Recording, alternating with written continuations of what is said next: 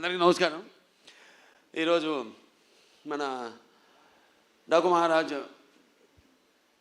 మీ యొక్క ట్రైలర్ రిలీజ్కి ఇచ్చేసిన పాత్రికేయ సోదరులందరికీ, ముఖ్యంగా ప్రింట్ అండ్ ఎలక్ట్రానిక్ మీడియా వారి అందరికీ నా హృదయపూర్వక కళాభివందనాలు తెలియజేసుకుంటున్నాను. ఈ ఫంక్షను నిన్న అక్కడ అనంతపూర్లో జరుపుకోవాల్సింది, కానీ మన తిరుమలలో ఈ ముక్కోటి ఏకాదశి సందర్భంగా అక్కడ ఈ తొక్కిసలాటలో కొందరు శివైక్యం కావడం, లింగైక్యం కావడం ఎంతో కలవరపరిచింది, ఎంతో బాధాకరమైన విషయం. అక్కడ జరగవలసింది కాదు, అందుకని దాన్ని అక్కడ రద్దు చేసి ఈరోజు ఇక్కడ జరుపుకోవడం జరుగుతుంది. సరే, లింగైక్యం శివైక్యము పరమపదించిన వారందరూ వారి యొక్క ఆత్మలు శాంతించాలని వారి కుటుంబ సభ్యులందరికీ నా తరఫున, అలాగే మా సినిమా యూనిట్ తరఫున వారికి అందరికీ, మా కుటుంబాలకి మా ప్రగాఢ సానుభూతి తెలియజేసుకుంటున్నాం. ముఖ్యంగా అనంతపూర్ అంటేనే రాయలసీమ డైలాగ్ ఉంది ఇందులో, రాయలసీమ కా నామ్ సునా ఓ మేరా అడ్డా. ఎంతోమంది నిన్న ఎంతో ఆతురతగా ఎదురు చూస్తూ ఉన్నారు ఈ ప్రోగ్రాం కోసం. ఎంతో వ్యయ ప్రయాసాలు కోర్చి ఎంతో దూరం నుంచి కూడా వాళ్ళు రావడం, ఆ పక్క కడప కానివ్వండి, కర్నూలు కానివ్వండి, ఒకటని కాదు, అటు చిత్తూరు కానివ్వండి, అనంతపూర్ కానివ్వండి, లేకపోతే మిగతా ప్రాంతాల నుంచి కానివ్వండి, ఇటు తెలంగాణ నుంచి కానీ అభిమానులందరూ తరలి వచ్చారు అక్కడికి. పేరున వాళ్ళందరికీ,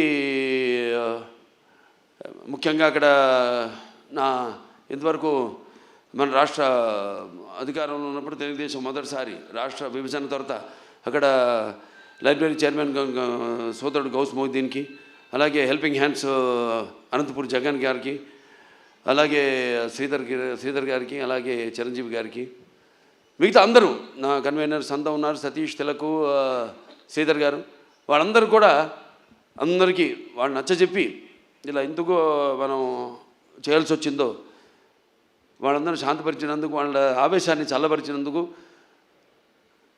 ఎప్పుడూ ఒక క్రమశిక్షణ కలిగిన సైనికులు నా అభిమానులు. భావస్థురాణి జన్మాంతర సౌహృదాణి అంటారు.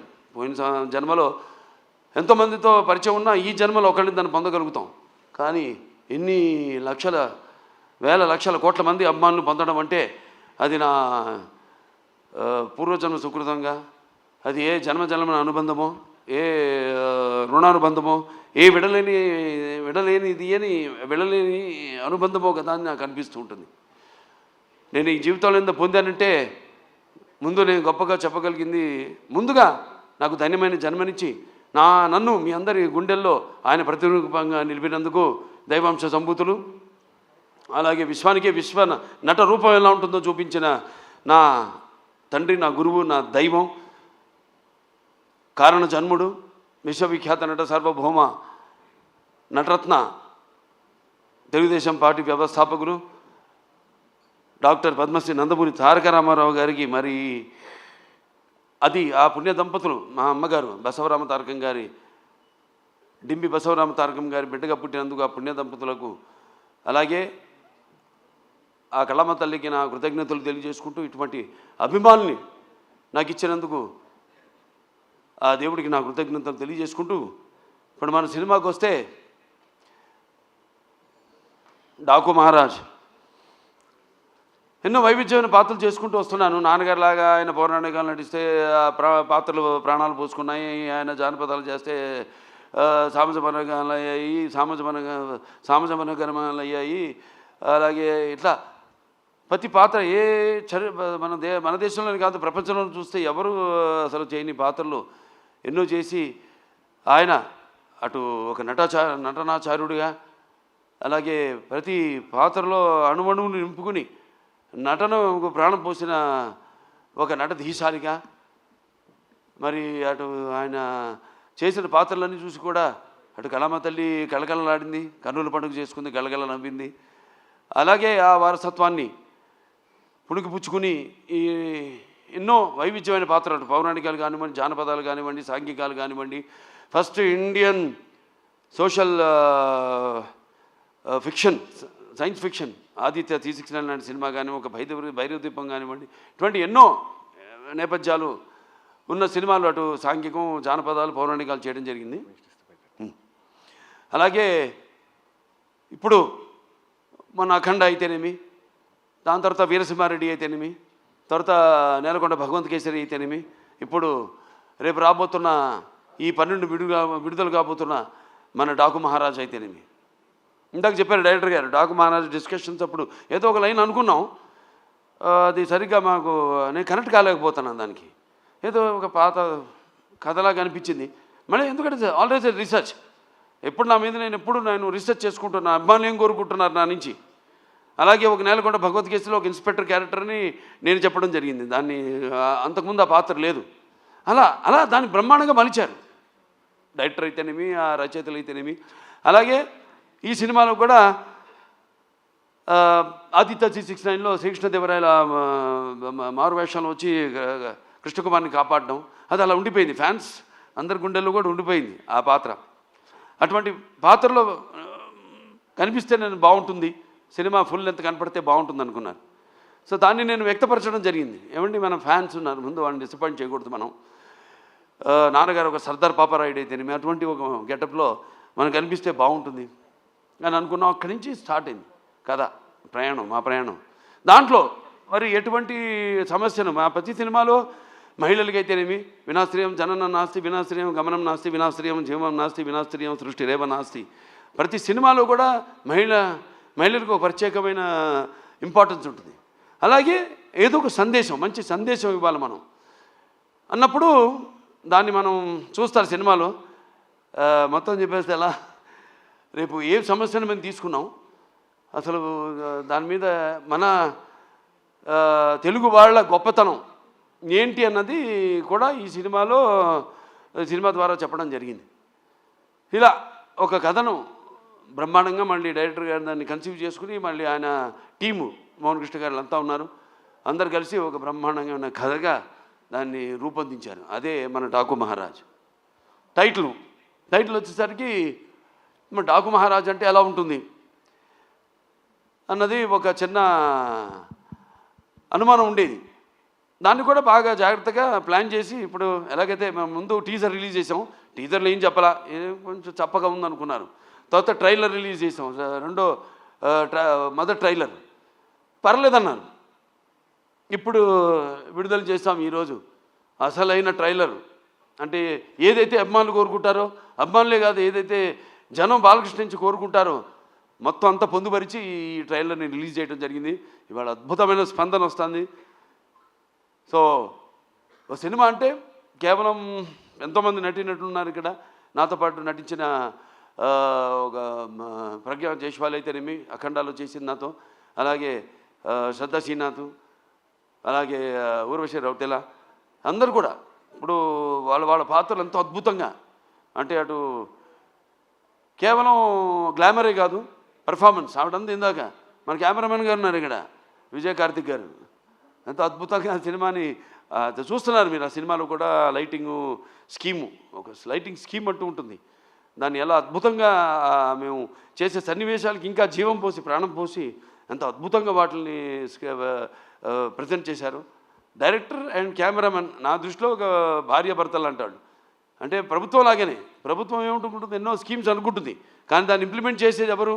బ్యూరోక్రాట్స్. సో వాళ్ళని మనం పొందాలి ముందు, మనం వాళ్ళ ద్వారా మనం ప్రజలకి వాళ్ళ అవసరాలు తీర్చాలి మనం. అలాగే ఒక డైరెక్టర్ తను ఏం కన్సీవ్ చేసుకుంటాడు, దాన్ని ఎంతో అద్భుతంగా స్క్రీన్ మీద సన్నివేశాన్ని బట్టి అద్భుతంగా తెరకెక్కించాడు మా కెమెరామెన్ విజయ్ కార్తిక్ గారు. అలాగే ఇక మా తమన్ గారు ఉన్నారు, ఇక ఆయన గురించి చెప్పక్కర్లా.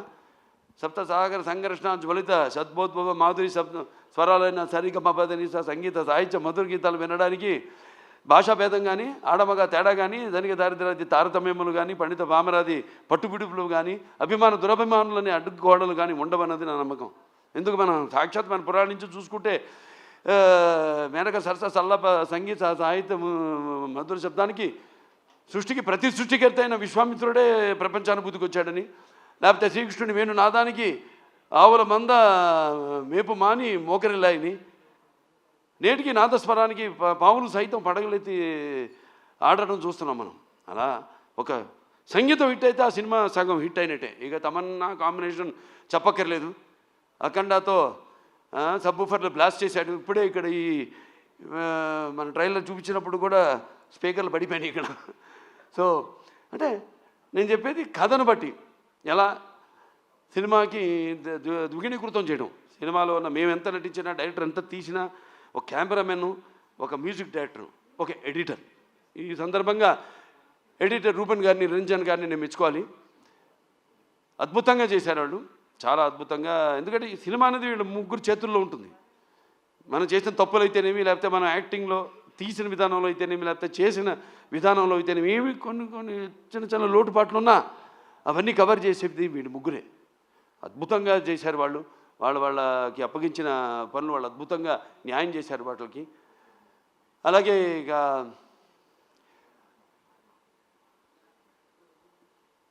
ప్రజ్ఞ జైస్వాల్ పాత్ర చాలా అద్భుతమైన పాత్ర. ఏదైతే ఆవిడకి ఉందో ఇమేజ్, మా కాంబినేషన్లో ఏదైతే ఉందో, ఆవిడ అన్ని పాత్రలకి సరిపోతాను నేను అంటలా. కాకపోతే మా కాంబినేషన్ ఒక గౌరవం ఉంది, మా ఇద్దరి కాంబినేషన్కి ఒక ప్రత్యేకమైన స్థానం ఉంది. మేము కనబడితే ఒక హుందాతనం, ఒక ఆరాధనా భావం కలుగుతుంది ప్రజల్లో. దాన్ని మేము అలా ఇక్కడ దాన్ని ఆ పాత్ర అలా వచ్చింది. ఆ పాత్రకి ఎవరు బాగుంటారని అనుకున్నప్పుడు వెంటనే డైరెక్టర్ గారితో, మన నాగవంశీ గారితో చర్చించడం జరిగింది. వెంటనే ఆవిడ అంగీకరించడం, నమ్మకం, నా మీద నమ్మకం. ముఖ్యంగా కథ కూడా పెద్ద అడగదు ఆవిడ, ఓ అని ఒక నమ్మకం. అలాగే ఇక మా శ్రద్ధా శ్రీనాథ్ గారు ఉన్నారు. ఇక very versatile and very potential artist. ఎన్నో ఎక్స్ట్రాడినరీ పర్ఫార్మెన్సెస్ ఇచ్చిన, అంటే అవకాశం దొరికినప్పుడు జారబెట్టకుండా అద్భుతంగా తను ఇంతకుముందు సినిమాల్లో తన టాలెంట్ ఏదో తను ప్రూవ్ చేసుకుంటూ, ఏదో వచ్చే సినిమాలు ఒప్పుకోకుండా చాలా జాగ్రత్తగా తనకి మంచి పేరు వచ్చే పాత్ర అయితేనే తను ఒప్పుకోవడం. అలాగే ఈ సినిమాలు చూస్తారు రేపు, ఎంత అద్భుతమైన పాత్ర ఆవిడది. అలాగే పేర్లు కూడా అలాగే కుదిరినాయి. ఈవిడ నందిని సినిమాలో కూడా ఆ టైపే, నందిలాగే. అంటే మన అఖండ స్టార్ట్ అనగానే ముందు కొమ్ములతో ఎలాగో అటువంటి పాత్ర సినిమాలో చూడటానికి బయటేమో చాలా డెలికేట్గా ఉంటుంది. అలాగే ఈవిడ పేరు కావేరి సినిమాలో. అంటే సినిమాలో దేనికోసం పోరాడుతున్నామో, ఏ ఇష్యూ మీద పోరాడుతున్నామో దానికి తగ్గ పేరు అలా కుదిరినాయి అన్నీ. అలాగే మన ఊర్వశి రౌతెల ఆవిడుంది. పాటే కాదు, పాటతో పాటు చాలా మంచి పాత్ర ఆవిడది. ఎలా చాలా చూస్తారు రేపు సినిమాలో ఆవిడ క్యారెక్టర్ కూడా. ఫైట్లు చేసింది, నాతో డాన్స్ చేసింది, అటు పర్ఫార్మెన్స్ చేసింది, ఇటు అందంగా కూడా ఉంది. సో అందరూ వాళ్ళ పాత్రలు ఎంతో అద్భుతంగా, ఒక శిల్పి చెక్కిన శిల్పంలాగా అద్భుతంగా వాళ్ళ క్యారెక్టర్స్కి న్యాయం చేయడం జరిగింది. ఇక మా ఫైట్ మాస్టర్ వెంకట్ మాస్టర్ గారు ఉన్నారు. ఇక ఆయన టోటల్గా అన్ని సినిమాలు వదిలేసుకుని ఈ సినిమా కేవలం ఫైట్లే కాదు, సీన్స్ అప్పుడు కూడా అక్కడే ఉండి అంత డెడికేషన్, మంచి సినిమా చేస్తున్నాం, ఓ మంచి సేవ చేస్తున్నాం మన కళామందరికి, మంచి ఒక సినిమా ఇస్తున్నాం, మనం అందిస్తున్నాం అన్న ఒక తపన. దాంతో ఆయన అన్న సినిమాలన్నీ కూడా క్యాన్సిల్ చేసుకుని ఈ సినిమాకి ప్రత్యేకంగా సీన్లప్పుడు కూడా ఉండి మరి అద్భుతమైన చూశారు విన్యాసాలు, అలాగే పోరాటాలు అద్భుతంగా ఆయన సమకూర్చడం జరిగింది. థ్యాంక్ యూ మాస్టర్ గారు. అలాగే ఇక మా డాన్స్ మాస్టర్లు ఉన్నారు, శేఖర్ మాస్టర్ గారు, శంకర్ మాస్టర్ గారు. వాళ్ళు ప్రతి ఒక ఆయనేమో థీమ్ సాంగ్ చేయడం జరిగింది, శంకర్ మాస్టర్ గారు. శేఖర్ మాస్టర్ గారేమో మా రౌతెల ఊర్వశి రౌతెల నా పాట ఆయన కంపోజ్ చేయడం జరిగింది, డాన్సు. ఇంకా మోహన్ కృష్ణ గారు మంచి కాలక్షేపం నాకు. ఆయన అక్కడ లొకేషన్లో రకరకాల విషయాలు మాట్లాడుకుంటూ ఉండేవాళ్ళం. డైరెక్టర్ గారు చెప్పారు ఇంతగా, త్వరత బయట పెడతాను ఏమిటని ఆ విషయాలన్నీ. సో ఎంతో అద్భుతంగా అన్నీ మాట్లాడుకునేవాళ్ళం. ఏముంటే నాకు చిన్న చిన్న పాత్ర ఇంకా ఏదైనా చేయొచ్చు అన్నప్పుడల్లా ఈయన మీద పడేవాడిని. ఆయన ఎప్పుడు నాకు కోపం వస్తుందో తెలీదు. ఆయన ఏంటి అలా పాపం అలాగేనండి అలాగేనండి అంటూ తలొప్పుతుండేవాడు అన్నిటికైనా. కానీ మళ్ళీ ఆయన కాదన్నప్పుడు మళ్ళీ దాని గురించి మళ్ళీ ఆలోచించేవాడిని. అవును, నేను ఆవేశంలో అన్నాను, ఎందుకు ఏంటి ఆయన ఎందుకు అన్నారు, ఇవన్నీ కరెక్ట్గా సమపాళ్ళల్లో బ్యాలెన్స్ చేసుకుని సో సినిమా ఇంత అద్భుతంగా. అలాగే మా ఎడిటర్ అదే చెప్పాక రూబెను, నిరంజను, దాని తర్వాత ఆర్ట్ డైరెక్టర్ అవినాష్, అందరూ ఒక మంచి కలయిక. అలాగే బాబీ డియోల్ గురించి చెప్పాలి. అదే చెప్పే డైరెక్టర్ గారు ఎంతో అద్భుతంగా చేశాడు ఆయన పాత్రని. దానికి కూడా రకరకాలుగా అనుకున్నాం ఎలా చేద్దాం. ఆయనకేమో ఆ ఇమేజ్ ఉంది, ఏది యానిమల్ సినిమా ఇమేజ్, అప్పటికి రిలీజ్ కాలా సినిమా. కిరీటంలా నేను మరుచుకున్న ఇట్లా చాలా సినిమాలు ఆత్మాభిమానంతో కూడిన అభిమానులకి తేడా ఉంది. అది ఎట్లా అంటే పోరాడే తత్వం, అంటే మామూలుగా అభిమానించేది కాదు, ప్రతిదానికి మన అన్నదానికి తలవపడం కాదు. అలా నా మీద కూడా ఒక సర్వే చేసిన అద్భుతంగా ఉంది, చేసేద్దామని ఒక గ్రీన్ సిగ్నల్ ఇచ్చాడు ఆయన. సో అటువంటి చేసుకుంటూ మరి ఇంకేమన్నా మర్చిపోయామా?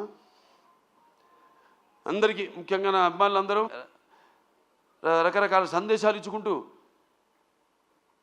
చేస్తూ ఇలా ఈ 3 సినిమాలు ఎంతో నా జీవితంలో ఇంతకుముందు ఎన్నో ఇచ్చారు, 3 వరుసగా మళ్ళీ ఒక 2 ఇన్నింగ్స్ అంట. నాకు అది కాదు, చూపిస్తా ఇంకా ముందు అఖండ తర్వాత ఏంటో నా యొక్క ప్రస్థానం ఇంకా ఈ చలనచిత్ర పరిశ్రమలోని అదంతా. నేను అన్నాను ఇంతకుముందు, ఏం చూసి ఇతనికి ఇంత అహంకారం అని అనుకుంటారని, నన్ను చూసి నాకే ఒక ఇదని ఒక పదులైన పొగరని. చాలా సంతోషం, ఎందుకంటే నాన్నగారే నాకు ఇన్స్పిరేషన్. అలాగే ప్రేక్షక దేవుళ్ళు వాళ్ళు ఇస్తున్న ప్రోత్సాహం.